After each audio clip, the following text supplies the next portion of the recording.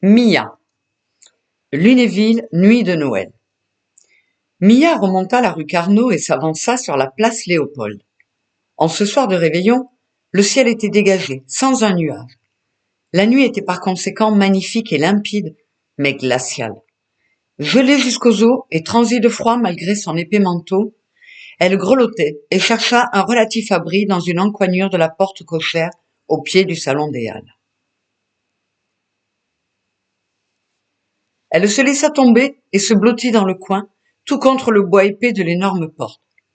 Elle était épuisée par sa longue errance et la température glaciale rendait chacune de ses respirations douloureuses.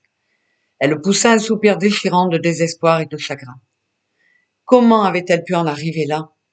Sa vie était, il y a peu encore, si heureuse et confortable. Elle ne manquait de rien et habitait une superbe maison où elle coulait une existence douillette avec sa petite famille. Jusqu'à ce jour horrible qui avait marqué le début de son cauchemar et la fin de son bonheur. On l'avait d'abord séparée de ses enfants, puis expulsée de son domicile, ce qui l'avait obligée depuis à vivre dans la rue et à se nourrir comme elle le pouvait, autant dire peu et mal. Comment était-ce encore possible de nos jours? Mia avait fini par s'endormir malgré la morsure du froid qui aurait pu la tuer, si les cloches sonnant la fin de la messe de minuit ne l'avaient réveillée. Elle s'obligea à bouger et parvint, au prix d'un énorme effort, à se redresser. Elle attendit un peu car certaines, parmi les premières personnes ayant quitté l'église de Saint-Jacques, traversaient déjà la place. Elles se hâtaient frileusement vers la chaleur de leur foyer et du repas de fête qui les y attendait.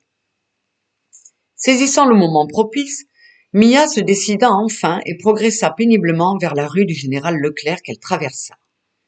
Mais elle dut presser le pas, ce qui lui coûta beaucoup, car les derniers à sortir de la messe arrivaient dans sa direction. Elle se faufila furtivement vers le premier recoin qu'elle trouva dans la rue Banaudon. Ses précautions étaient inutiles, car elle était observée à son insu. Quelqu'un l'avait aperçue et suivait depuis peu chacun de ses gestes. Victor, 7 ans, était chez lui à la fenêtre du salon, le nez collé à la vitre. Sa mère ne serait pas contente des traces qu'il y laisserait, mais ça lui était égal. Il s'ennuyait ferme, pendant que les adultes fêtaient Noël autour d'un bon repas, car seuls les paquets qu'il trouverait au pied du sapin le lendemain l'intéressaient. L'appartement occupait le second étage à l'angle de la place, constituant un poste d'observation idéal. En effet, à quelques minutes de minuit, il avait peut-être une chance d'apercevoir le Père Noël. Toutefois, depuis un petit moment, il avait oublié sa première cible et se concentrait sur le manège de Mia. Il était malheureux pour elle, car il savait combien il faisait froid et avait parfaitement, du haut de ses 7 ans, conscience qu'elle ne passerait pas la nuit s'il ne faisait rien. Sa décision fut vite prise. Il sortit silencieusement, descendit en vitesse et ouvrit la porte d'entrée. Au bruit du verrou, Mia avait relevé la tête et leurs regards se croisèrent. Victor fit un signe de la main et elle n'hésita qu'un instant. Il semblait faire si clair et si chaud près de l'enfant. Et puis, que risquait-elle avec un petit garçon? Il referma aussitôt derrière elle et un bien-être immense l'envahit. Quel réconfort, quel bonheur!